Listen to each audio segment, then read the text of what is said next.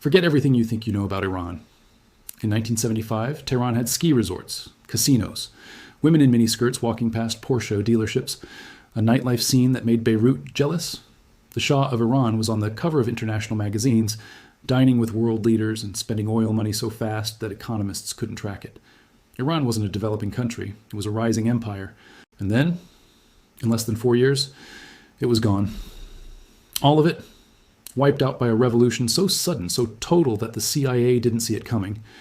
The Shah's own generals didn't see it coming. The Shah himself didn't see it coming. One day he was one of the most powerful men on earth. The next, he was a sick, broken man fleeing his own country in tears with nowhere to go. So how does that happen? How does a country that looked like the future collapse that fast? Here's the answer nobody gives you. It didn't collapse from the outside. It collapsed from within.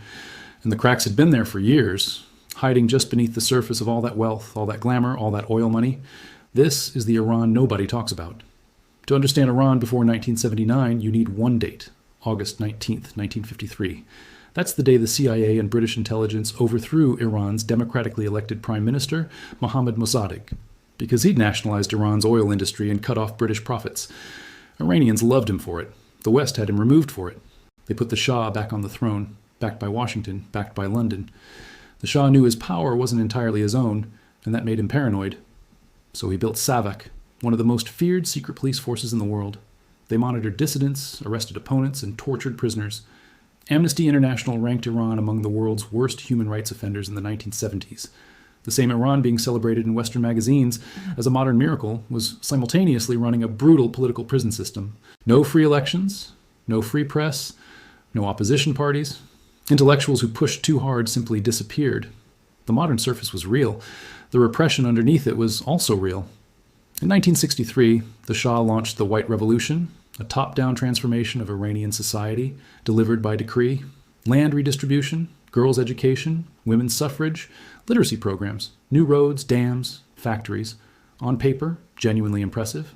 Literacy rose. Life expectancy increased. Women entered the workforce in historic numbers. But here's what the White Revolution didn't do. Ask anyone. No debate. No democratic process. Just the Shah deciding what Iran should be and forcing it into existence. The consequences were severe. The land reforms were poorly implemented. Hundreds of thousands of rural farmers, given land but no tools, no capital, no irrigation, abandoned their plots and flooded into Tehran looking for work that didn't exist.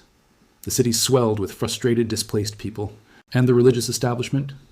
The clerics had controlled vast land holdings for generations. The White Revolution cut directly into that power. A mid-ranking cleric named Khomeini publicly opposed the reforms. The Shah had him arrested, then exiled. A mistake that would define the next 2 decades. Then came 1973. The OPEC oil embargo sent global oil prices through the roof, and for Iran, it was like winning the lottery 4 times over. Oil revenues quadrupled overnight. The Shah poured billions into military hardware, nuclear power plants, and industrial megaprojects. He threw a $300 million party at Persepolis to celebrate 2,500 years of Persian monarchy, while millions of his citizens lived in poverty. But growth that fast is its own kind of chaos. The economy overheated. Inflation surged. Cities filled with migrants who'd come expecting prosperity and found overcrowding and dead ends. The infrastructure couldn't keep up. Power cuts, housing shortages, gridlocked roads. The gap between Iran's image and Iran's reality kept widening. This is the part that explains everything. Iran in the 1970s wasn't one country.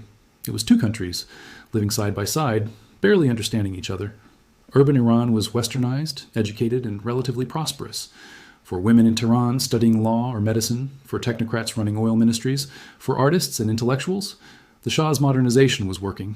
Life was genuinely better. The other Iran was a different world. Poor rural villages, urban slums packed with failed migrants, traditional merchants squeezed out by the Shah's preference for Western corporations, and millions of devout Muslims watching their culture get bulldozed by a government that openly mocked their values. For these Iranians, modernization didn't feel like progress. It felt like erasure. And they had no outlet, no political party, no free press, no parliament that represented them. SAVAK watched anyone who organized. It wasn't a country moving forward together. It was 2 countries moving in opposite directions, with a king in the middle pretending everything was fine. While the Shah counted oil money, a 76-year-old cleric in a modest house outside Paris was quietly becoming the most dangerous man in Iran. Khomeini had been exiled since 1964, and in that time he'd become a symbol. He had a gift almost no political figure possesses: He could speak directly to the people the revolution had forgotten and make them feel seen. He called the Shah a puppet of America and Israel. He called westernization an attack on Muslim identity. He offered something the Shah never could, a framework that honored rather than steamrolled traditional Iranian life. His cassette tapes were smuggled into Iran by the thousands. The mosque network, which Savak could never fully penetrate, became his distribution system, his organizing infrastructure, his army. The Shah dismissed him as a relic. His advisors said Khomeini was no real threat. They were catastrophically wrong. By 1977, the pressure was impossible to ignore. Inflation was biting. Youth unemployment was rising. The oil boom was tapering. Even Washington, under Jimmy Carter, was pushing the Shah to ease his human rights abuses. So the Shah did something authoritarian leaders almost always regret. He partially loosened the lid. He eased censorship, released some political prisoners, allowed limited dissent. And instead of calming things down, it detonated everything. People who'd been silent for years suddenly realized they were allowed to speak. Students organized. Factories went on strike. Mosques overflowed with people voicing decades of suppressed rage. There was no parliament to absorb the anger, no press to debate it, no opposition party to channel it, just a society under enormous pressure and a lid that was finally giving way. In September 1978, on a day called Black Friday, troops opened fire on protesters in Tehran's Jaleh Square. Any remaining hope of a managed reform died that day. The strikes spread to the oil industry, production collapsed. Without oil revenue, the regime couldn't function. The Shah, secretly dying of cancer, had run out of options. On January 16, 1979, he boarded a plane in tears and left Iran forever. He died in exile in Egypt 18 months later. 2 weeks after he fled, Khomeini landed in Tehran. Millions lined the streets. Here's what history can't let go of. The revolution that toppled the Shah wasn't just an Islamic revolution, at least not at first. It was a coalition. Religious conservatives, yes, but also communists, feminists, liberals, secular nationalists, and intellectuals who all wanted a free, democratic Iran. They united under one banner, down with the Shah. What they never agreed on was what came after. Khomeini was strategically brilliant. While abroad, he minimized his radical positions. He spoke in broad terms about freedom and justice. He let every faction project its own hopes onto him. The moment power was there to be taken, he moved with ruthless speed. Within months, the Islamic Republic. Within 2 years, the leftists were imprisoned or executed, liberals purged. The feminists who'd marched against the Shah found themselves marching against mandatory hijab laws and being beaten in the streets for it.